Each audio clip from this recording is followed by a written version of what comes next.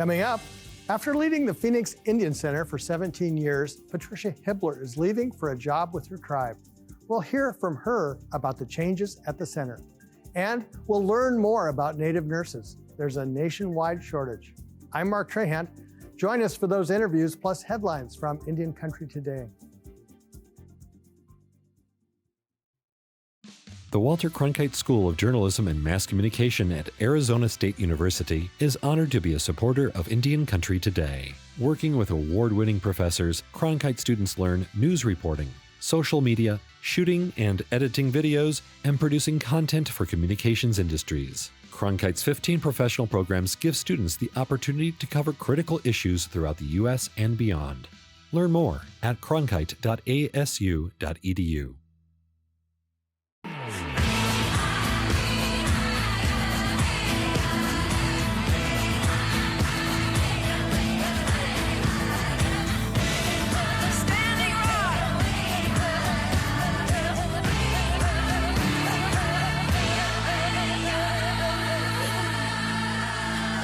This is Indian Country Today.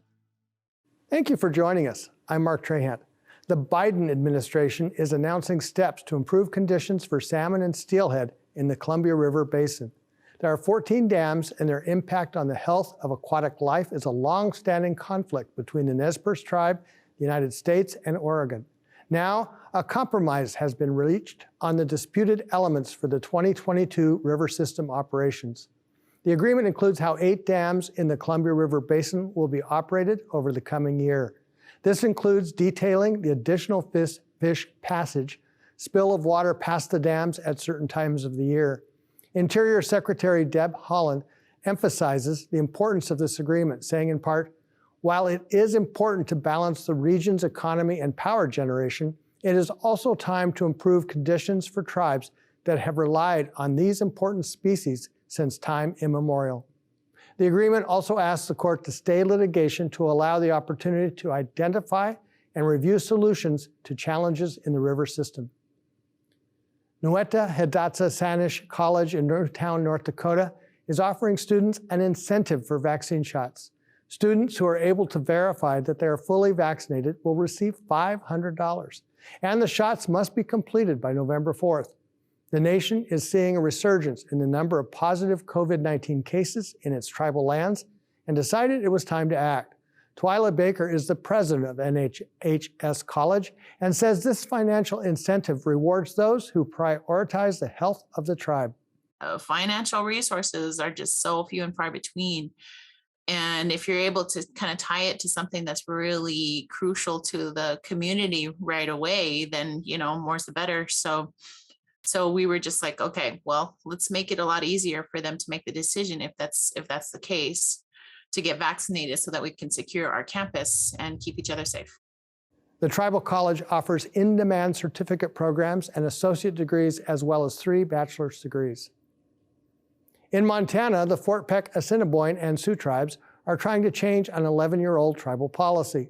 The policy allows law enforcement to put citizens who threaten or attempt suicide in jail or juvenile detention, according to Kaiser Health News. Fort Peck tribal leaders say they approved the policy out of necessity because there were no mental health facilities equipped for short-term housing of people in mental crisis. The pandemic has only made the crisis work. In 2020, the tribe filed a record 62 aggravated disorderly conduct charges. Stacy Forstar, chief judge of the Fort Peck Tribal Court, said this year has been even worse. The policy has been picking up adolescents with no criminal records. She said they don't want to go to jail. They just want somebody to talk to. The tribe is filing 2 to 4 charges per week. Tribal officials have been trying to find an alternative for nearly a decade, but the nation is still badly lacking in both secure psychiatric facilities and qualified mental health workers. Despite funding available for new positions, recruitment efforts are failing. In Guatemala, an indigenous town is on lockdown after a mining dispute erupted in violence over the weekend. A court-ordered pre-consultation process for the Phoenix mine began a month ago, but the exclusion of a group of local fishermen and indigenous people from the discussion appears to have sparked the protest. Demonstrators argue the mining operation is polluting the area and killing fish in Lake Isabel. Astrid Franco, delegate for the country's human rights ombudsman, says the imposing martial law and dusk to dawn curfews are not helping.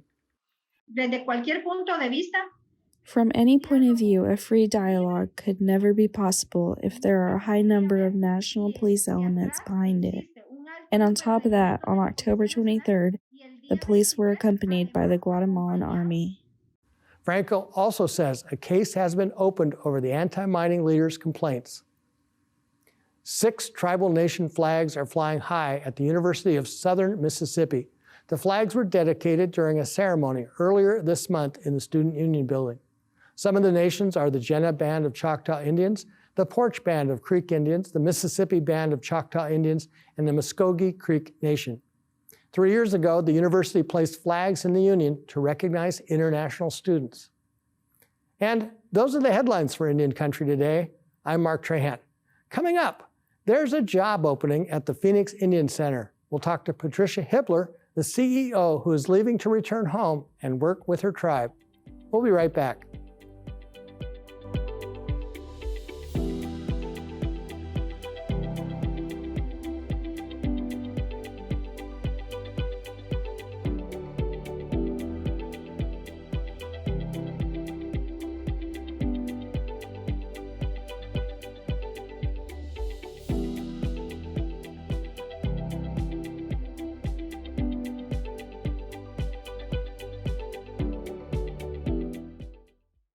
The Phoenix Indian Center is the nation's oldest. It was founded in 1947.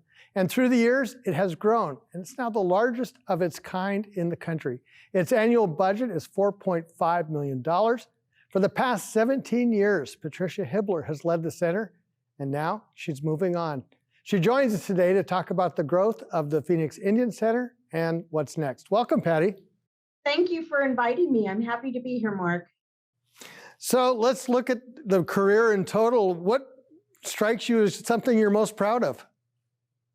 You know, I am just really most proud of what we've been able to produce, how we've been able to grow, and really bring in new services that are a need to the community members.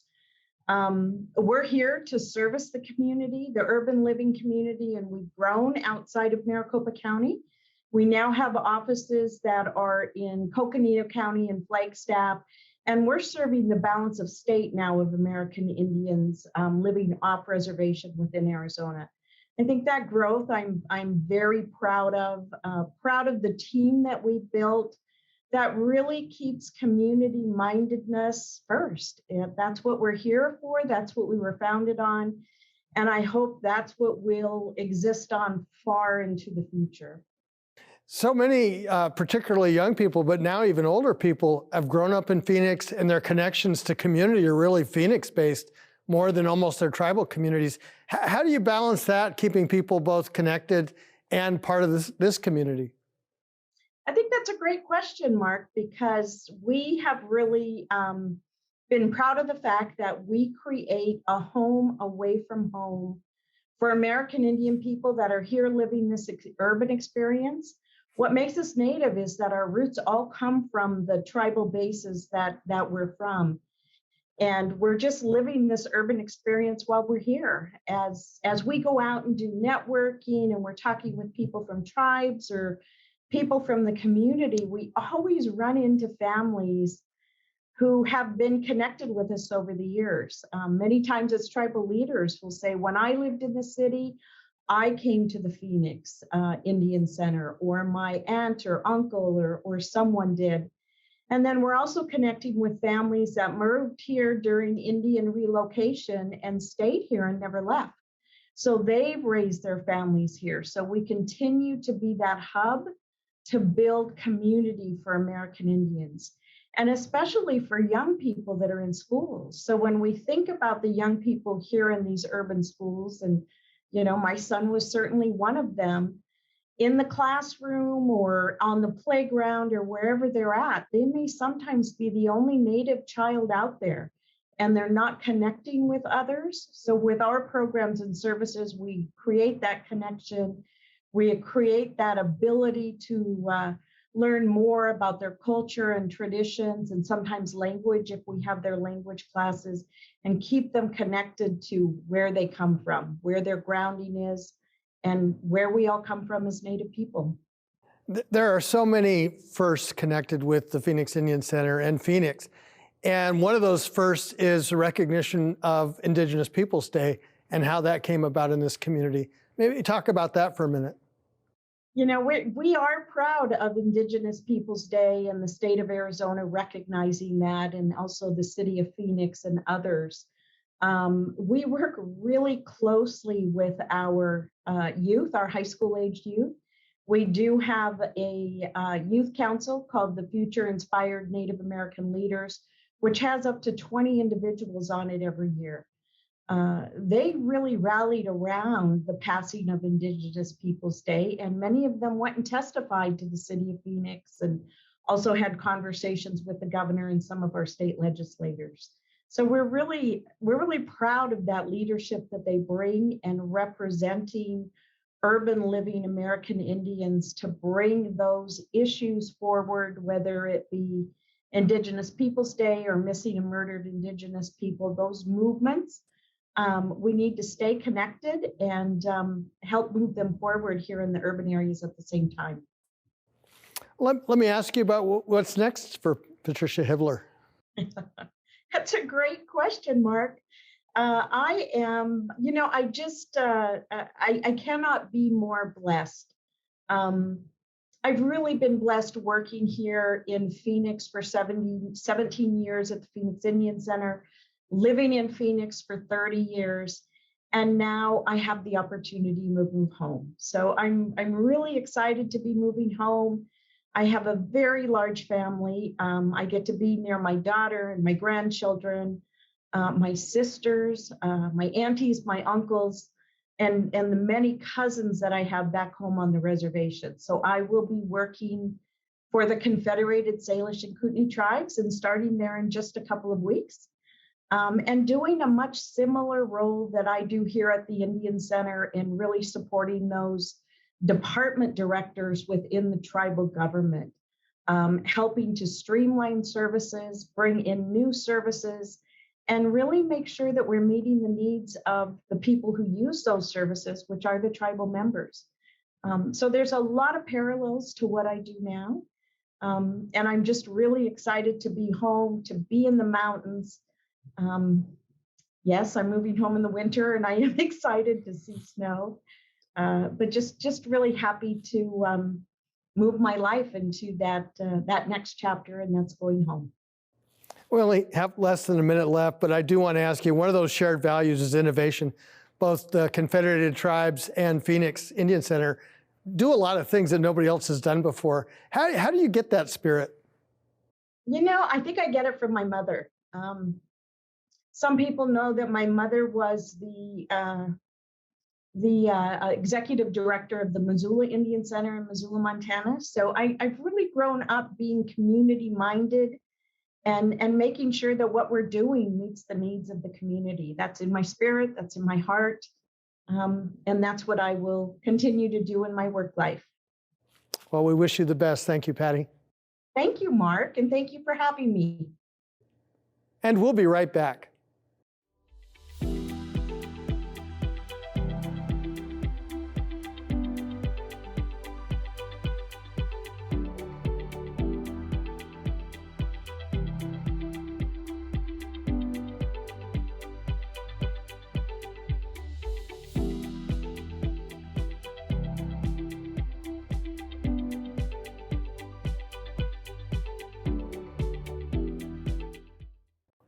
The Oklahoma Indigenous Nurses Association is a new organization dedicated to empowering and healing Native nurses by creating a community focused on improving Indigenous healthcare through research, education, networking, collaboration, mentoring, and honoring our culture and heritage. Sonya Frazier is its first president, and she joins us today. Welcome, Sonya. Hello. So why did the organization form, and kind of what's your mission? Well, our organization was formed because we wanted to give a platform to our Native American and Indigenous nurses. And we just kind of reached out to the Oklahoma Nurses Association, and they gave us that platform to begin our organization. There's so much pressure on nursing today, and it's a profession that's really changed dramatically. What are kind of the challenges that your members tell you about? Some of the challenges are just the lack of data on Native nurses. We're trying to encourage our young people to go into health professions because we're realizing that representation matters. And so that's our main goal, is to start inspiring our young people to go into the health professions, and also to start gathering data and research on, Indigenous healthcare is our goal. Are you hearing from people about how nurses are handling the pandemic in terms of the day-to-day and the pressures associated with that? Yes. With our historical trauma, what it's doing is re-triggering our historical trauma. And so that's one of the issues that we're seeing with our Indigenous populations. It's kind of bringing back all of those things that happened in the past. And so that's what we're trying to go through, is to find ways to help each other heal. That's always our main goal as well, is to help each other heal. We hear a lot about just the intense pressure on nursing right now, but what are some of the benefits? What do people get out of it that say, boy, I'm glad I chose this career? Yes, a lot of the rewards that you get from nursing is that Indigenous nurses are the natural healers of this land. So that is the biggest reward that I always get from nursing, to have that strong healing spirit and to be connected to our people and to our land. So that's kind of the biggest reward for us. There are so many avenues for nurse education today. You can go through and do some of the basic stuff, or all the way up through PhDs.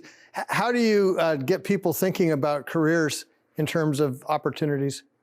Well, that's one of our challenges, is because we don't have a lot of Indigenous PhDs or nurses, dentists, any in the health profession. And that's because of the historical trauma that we have from boarding schools. We're realizing that because boarding schools used education and health against us, it's difficult for us to encourage our young people to go into those professions. And it's all linked together, and that's what we're realizing as well. So we're just trying to educate everybody, and also educate our allies, our non-Native nurses, to also kind of go with us on this journey of healing. Do most of your members work in the Indian health system, or is it both working in general as well? They work all over the place, in tribal facilities, in regular facilities, in IHS, the United States Public Health Service as well. I understand you were just given an award for your work. Tell us about that. Yes, I just learned about this last night. I am the recipient for the Alice Timmons Award, and that's through the Oklahoma Federation of Indian Women, and this is a great honor. Do you know about the name that it's associated with? No, I do not. I haven't had any time or opportunity to research it yet. Fair enough. One of the things I think is interesting from history is that if you look at the influenza pandemic in 1918, 1919, that's where Indian nursing really took off, because so many people saw the need and said, we have to step up. In fact, a lot of colleges started then. Are you seeing that same type of interest from young people now, saying, this is a particular time we need to be doing this? We haven't really seen a huge increase yet, but again, that is our goal, that we're going to start reaching out to our Indian education programs, start getting with the JOM programs to start reaching our young people at an earlier age, because that's what research is showing, is the earlier that you reach out to our young people, that's when the interest kind of kicks in to go into the health professions. What are some of the basic education requirements that young people should be thinking about? Well, it kind of depends on what program they want to go into. You just got to look at the basic courses, going into college or going into vocational schools so they can be an LPN, or just continuing the education. That's the big part, is just supporting our young people while they're getting their education. Well, thank you very much, Sonya Frazier. Thank you for having me. When we come back, we'll take a look at policies affecting Indian country with a word from Washington, D.C.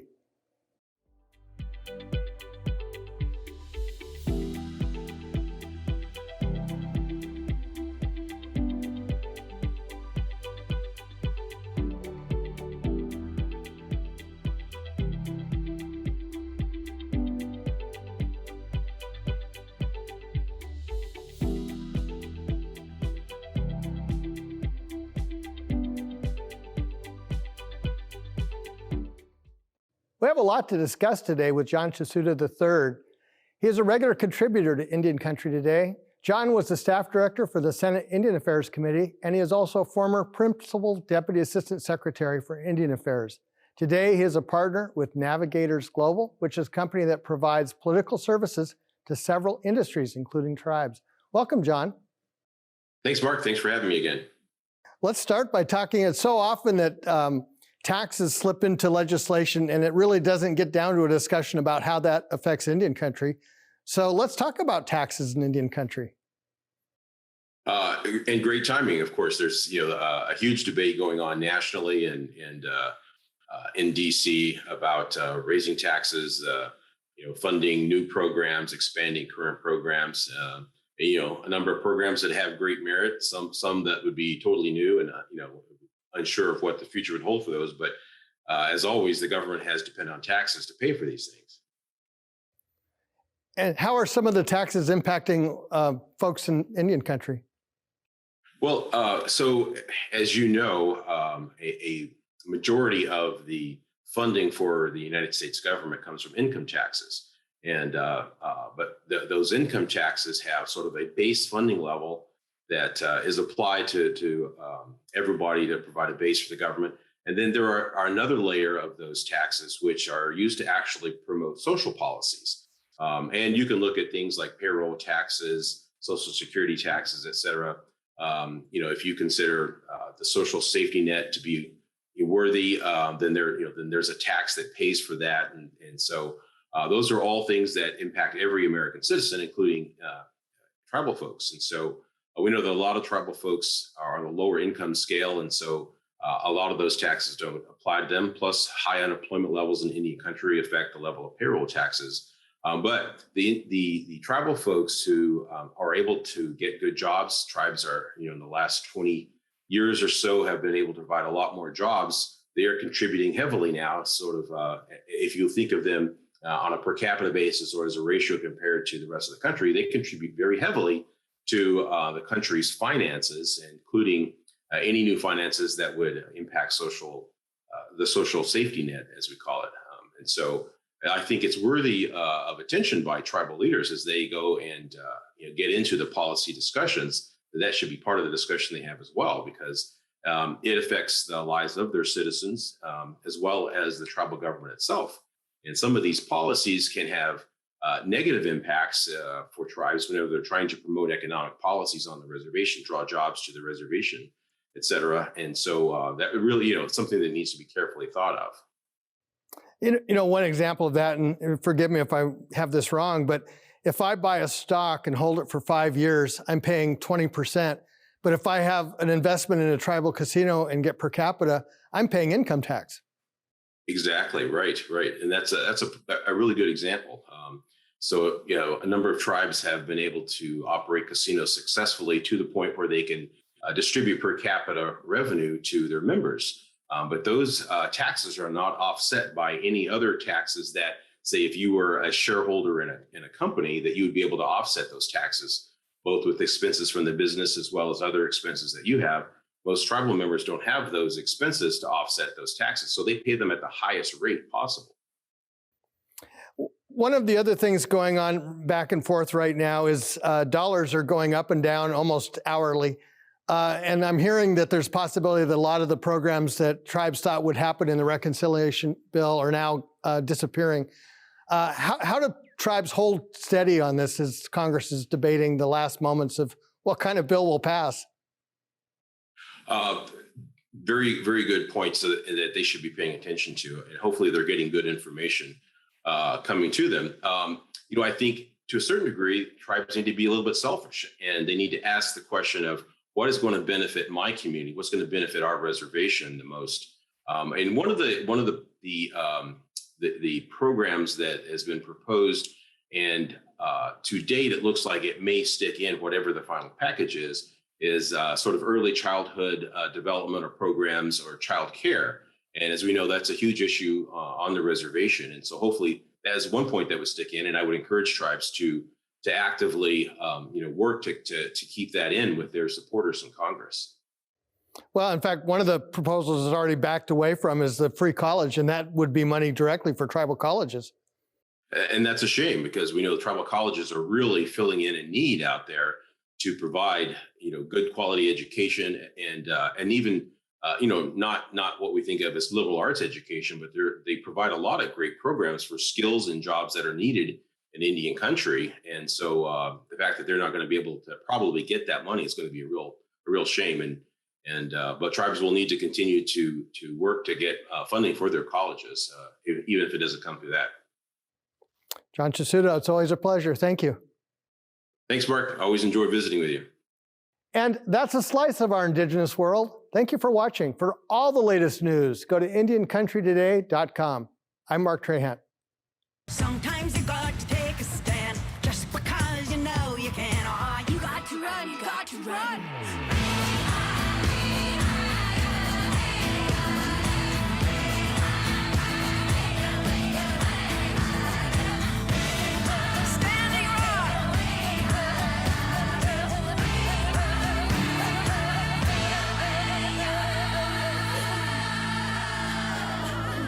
This is Indian Country Today.